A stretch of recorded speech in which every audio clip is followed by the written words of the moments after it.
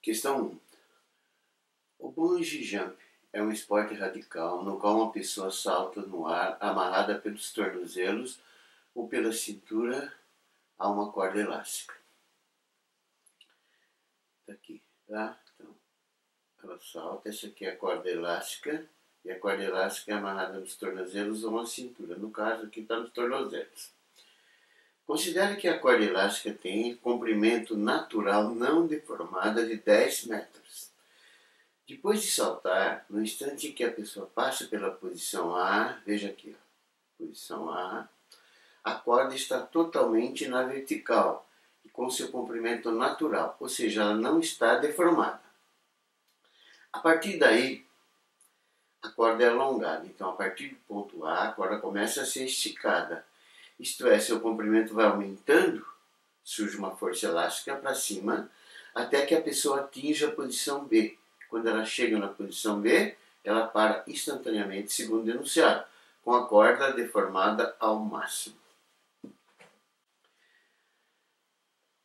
Desprezando a resistência do ar, é correto afirmar que, enquanto a pessoa está descendo pela primeira vez depois de saltar, ela A. Atinge sua máxima velocidade escalar quando passa pela posição A.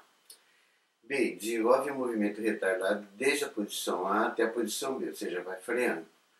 C. Movimenta-se entre A e B com aceleração em módulo igual da gravidade, estaria em queda livre.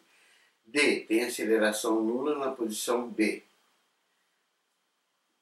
E. Atinge sua máxima velocidade escalar numa posição entre A e B.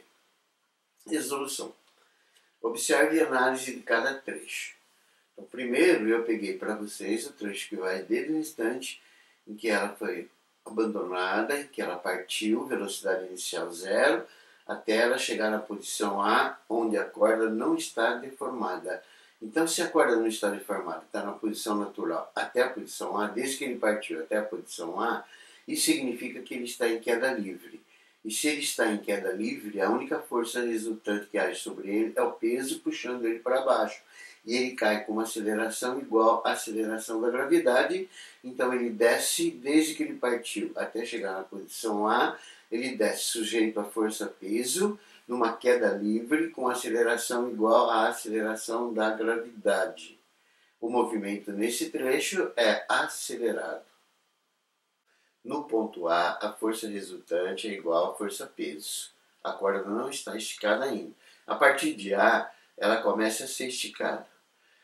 À medida que ela começa a ser esticada, surge uma força elástica para cima e o peso sempre para baixo e constante. Acontece que a intensidade da força elástica vai aumentando cada vez mais. E a resultante vai ser o peso menos a força elástica. Enquanto o peso ganha da força elástica durante todo esse trecho de descida, ela está acelerando, porque veja bem, vai sobrar sempre uma resultante para baixo, e essa resultante é o peso menos a força elástica.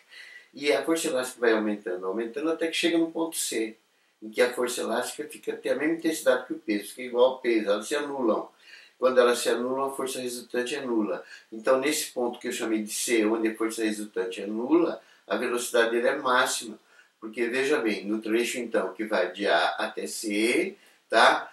Vai ter uma resultante para baixo, porque o peso sempre ganha da força elástica nesse trecho, e ele vai acelerando cada vez menos, claro, tem uma resultante para baixo. E o movimento é acelerado, até que chega no ponto C, que a força peso iguala a força elástica. E nesse ponto, a força resultante é nula, e nesse ponto, a velocidade é zero. No ponto C. Então, ele está acelerando ainda de A até C, até atingir uma velocidade máxima no ponto C. Quando chega no ponto C, onde a velocidade é máxima, olha aqui no desenho, e a força resultante é nula, ele continua descendo por inércia. À medida que ele vai descendo, o peso é constante e a força elástica vai aumentando agora. Veja bem, então a força elástica vai aumentando, então vai ter uma resultante durante esse trecho, vai ter uma resultante que vai ser a força elástica menos o peso, que é constante. Então a força elástica ganha do peso. E nesse trecho então vai ter uma resultante para cima. E essa resultante para cima vai retardando, fazendo com que a velocidade dele vai diminuindo, vai diminuindo, vai diminuindo, até que pelo enunciado chega no ponto B, em que a velocidade é zero. Nesse ponto é claro que a força elástica é bem maior que o peso, e a partir daí o que acontece? A velocidade é zero, ela começa a retornar, porque a força elástica ganha do peso, sobe uma resultante para cima, puxando ela para cima, e é onde ela começa a retornar. Então eu apresentei para vocês um resumo de todo o movimento. Veja bem. Então, de A até C, o movimento é acelerado, o peso ganha da força elástica, tá? E está acelerando. Queda livre. Chega no ponto C, ele atinge a velocidade máxima, onde a força elástica é igual ao peso. A partir daí, a força elástica ganha do peso e o movimento que de A para C era acelerado, agora fica retardado. Quando chega no B, ele para. E aí começa tudo de novo, ele começa a retornar. No caso, a alternativa correta é a E, que diz que no ponto C a velocidade dele é máxima. Questão 2. O motorista dirigia por uma estrada plana e reta, quando, por causa de obras, foi obrigado a desacelerar seu veículo, reduzindo sua velocidade de 90 km por hora, que dividido por 3,6 dá 25 metros por segundo, para 54 km por hora, que dividido por 3,6 dá 15 metros por segundo. Depois de passado o trecho em obras, ele retornou à velocidade inicial de 90 km por hora a 25 metros por segundo. O gráfico representa como variou a velocidade escalar do veículo em função do tempo, enquanto ele passou por esse trecho da rodovia, tá? O trecho em obras. Então veja bem o que aconteceu aqui. Ó. Ele tinha velocidade de 25 metros por segundo. Aí o que aconteceu? Ele freou essa velocidade nesse trecho, tá? Que vai de 10 a 30 segundos. Ela caiu para 15. Aí ele manteve velocidade constante de 15. Saiu do trecho em obras. Ele acelerou, retornou de novo a velocidade de 25, no tempo 60 segundos, e a partir do tempo 60 segundos, o que ele fez?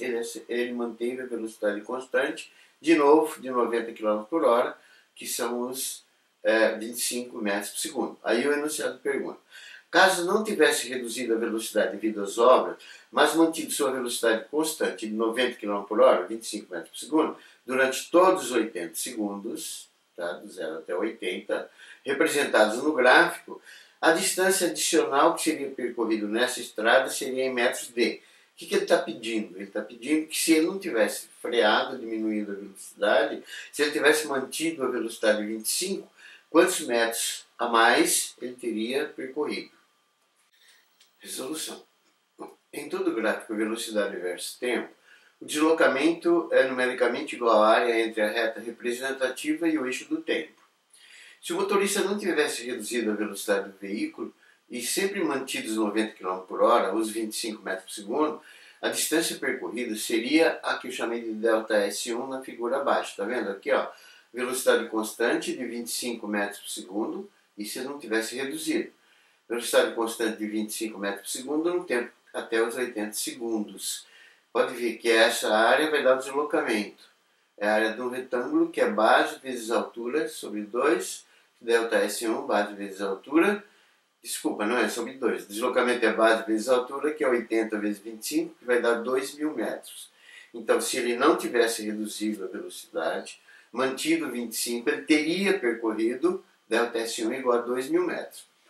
A distância ΔS2, que ele realmente percorreu devido às obras, ou seja, quando ele diminuiu a velocidade, depois aumentou, corresponde à soma das áreas de todas as figuras abaixo, que representa todo o movimento, tá? 25, freou, manteve 15, acelerou e manteve 25. Então, se eu achar toda essa área aqui, eu estou achando o deslocamento que ele realmente percorreu devido às obras. Então, o que eu fiz? Eu achei área por área. A1 é a área do retângulo, base vezes altura, de 250 metros. A2, área de um trapézio, base maior mais base menor vezes altura sobre 2, que ficou base maior 25, base menor 15, vezes a altura 20 menos 10, que é 10, sobre 2. Deu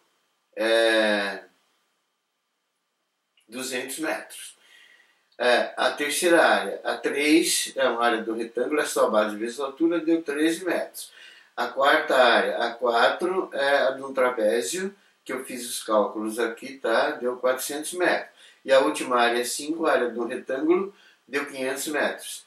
O deslocamento total é a soma de todas as áreas, vai dar 1.650 metros. Se eu somar tudo, deu 1.650, que seria a distância que ele tivesse percorrido, se não tivesse reduzido a velocidade devido às obras. A resposta seria quanto ele andou a mais. Então você vai pegar os 2.000, tá? Que ele andou a mais, e vai subtrair o que ele realmente andou 1.650, que vai dar 350 metros. A alternativa correta é a alternativa D de dado. Aí eu coloquei uma observação para vocês, tá? Outra maneira de você fazer o mesmo exercício, bem mais simples. Você poderia também subtrair as áreas conforme as figuras abaixo. E nesse caso, a distância D pedida seria a área do trapézio, desse trapézio aqui, que é a distância D.